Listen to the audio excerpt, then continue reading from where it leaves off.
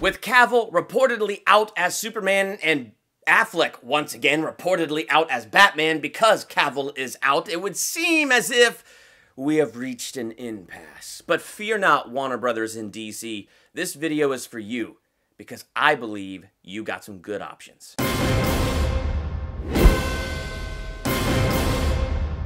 Welcome to Durbania. I'm Durbin. Now, when the news dropped that Cavill was reportedly out as Superman, I did a ranting video on my Instagram. I am very saddened and perturbed. Is perturbed the right word? So if you're not following me on Instagram, check out my Instagram and follow me there, because every once in a while, sometimes it's just really easy for me to record something super fast and post it there super fast, and boom, there it is in the raw. So if you want to see my huge rant about Cavill being out as Superman, that is posted up there on my Instagram. Now, one of the things that I said is, let's give this 5 minutes and see if the news changes. Now we're days later, and Cavill is still reportedly out, and we got Affleck reportedly out because Cavill is out, and I just... What? How is that news?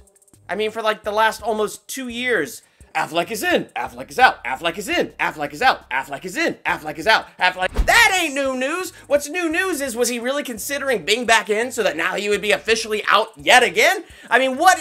the whole Affleck is Batman and Affleck is not Batman thing is driving me nuts. So for about a year now, I just have already considered the fact that he's out, period. So of the DC Trinity, we have now lost 2 of the 3, but Warner Brothers, DC, I truly believe you have options. One thing I want to rule out, though, is Flashpoint rebooting everything. I just don't think that's a good idea, because Flashpoint is an incredibly powerful story, but it's a powerful story if we've built time with Barry Allen and the Justice League, which we really have not. We got 1 movie. Give me at least 1 more movie with Barry Allen and the Justice League. So that way we get at least a little bit more time with him in the Justice League. And we got to at least have 1 Flash solo movie where he's in Central City, because we haven't even seen the DCEU's version of Central City, Iris West, Joe West, his relationship to them. We haven't seen any of that in the DCEU. So suddenly for him to race back in time and change everything really won't have the emotional impact, especially like, what is it, like the New 52, where Barry retains the memory of how things were, right? So he goes back, he changes everything, the universe resets, but he remembers the previous universe. He remembers everything previously as it happened, and that kind of has weight to it and power to it because there's a whole universe built up behind it, and we don't really have that because we kind of haven't taken the time to build that. So I want to rule out Flashpoint as a possibility to reboot things, to explain new actors in the roles, because it's not a bad idea to explain new actors in the roles, but I don't think we've built it up enough to give it the weight that it should have. It would probably be a decent movie. At this point, though, I don't want a decent movie. I want a slam dunk, and Flashpoint could be a slam dunk if done right. So let me just rule that out. Your next option is this. And I know we're going to do this. Release Aquaman, release Shazam, and release Wonder Woman 84. Because I think all of us, even though we now know it's not going to build anywhere, are curious to see those films. Now, when that's over, this is where you press the big reset button. Now, when you press the big reset button, you have so many options. But I want to hit pause on this option right here. They just released pictures of Joaquin Phoenix as Arthur Fleck, the pre-Joker Joker, his identity before he becomes the Joker. Now, those pictures don't show a lot, but they give us tiny previews of his personality. And when I was looking at these pictures, it reminded me of something. It reminded me that there is now a DC banner that has nothing whatsoever to do with an extended universe and trying to add things to an extended universe. And as I'm looking at that, I'm thinking, well, DC, why not do this? If you're going to do that with the Joaquin Phoenix Joker, do that with Superman! The first Superman comic came out in 1938. So why not, under this banner, do a Superman in 1938?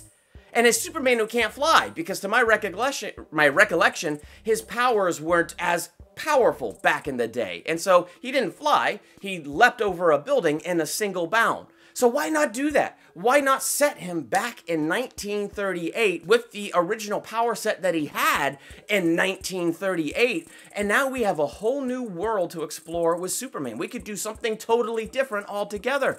And we could have a ton of fun with that. The fact that Superman is wearing a wrestling uniform with a cape makes so much more sense back in the 1930s. He could be like as cornball as we want. Truth, justice, the American way, because it's 1938. To set Superman in that era can make him a whole new beacon of hope, and we could do a whole new set of things. I mean, my gosh, it could become its own like little experimental trilogy of Superman beginning in 1938 and living in that time period with no worry, no fear of connecting it to a Justice League or any other superheroes, but just setting it right there in that like golden age of Superman. Now that would be a fascinating take. Now if you're already planning these kind of movies like with Joaquin Phoenix as the Joker, why not give it a shot with a character like Superman and give him a totally different setting? I think that would be incredibly fascinating, and I think that is a really good option. Now hitting unpause on the other idea of totally resetting your universe. Hold on. These are my Superman, Batman, Wonder Woman, what is this? Teen Titans and Green Lantern Earth 1 comics. Make this your extended universe. Just go back to this material and make it your extended universe and just turn these directly into movies. The only one you're going to have trouble with is probably Superman Earth 1 Volume 1. Because Man of Steel took a lot of ideas and imagery out of this movie. So this would probably have to be the one that is done way different. But here's something interesting, okay? So you can cast younger people because we have that Joke and Deadpool. And young enough to carry their own franchise for 10 to 12 years.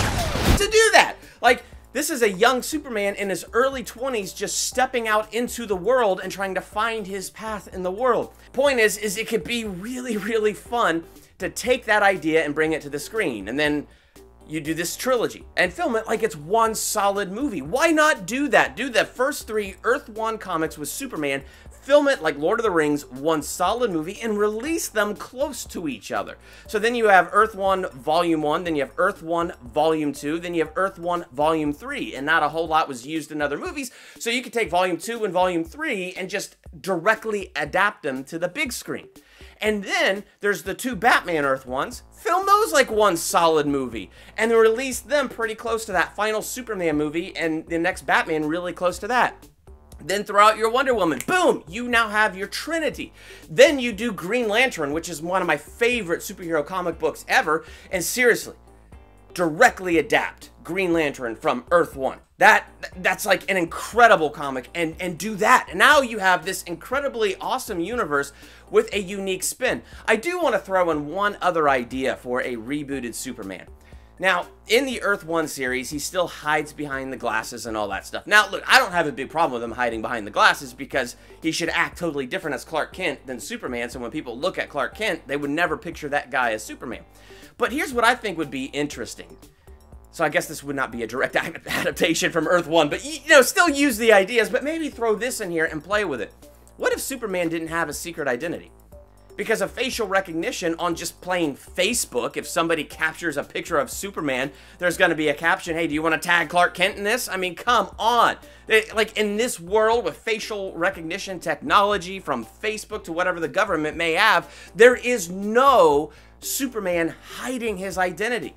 Why not play with that idea? So as you're adapting these Earth 1 comics, I guess now they're not direct adaptations, but still fun enough that you use the ideas, themes, plots, and stories, but now it's Clark Kent and Superman. They're one and the same. There's no secret identity and there's no hiding. Now, how does Superman deal with that in the modern world? Because I feel like that would be an excellent take on a modern Superman and something that has never been done. And then you take all these Earth 1 things you've been building and bring it together and you got your Justice League that way.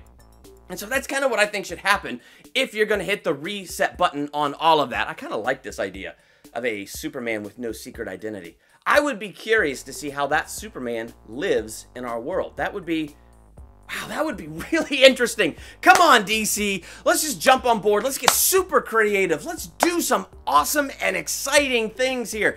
Take this time of Cavill and Affleck being out, and let's turn it into a golden opportunity. Finish the slate that you got. Let's wipe everything clean, and let's start over with something fresh with takes that we have never seen before, namely the Earth 1 graphic novels with the one minor change of Superman having no secret identity. I think that would be an excellent way to go about rebooting things. Now, what do you think? What do you think DC's options are at this point with Cavill and Affleck being out?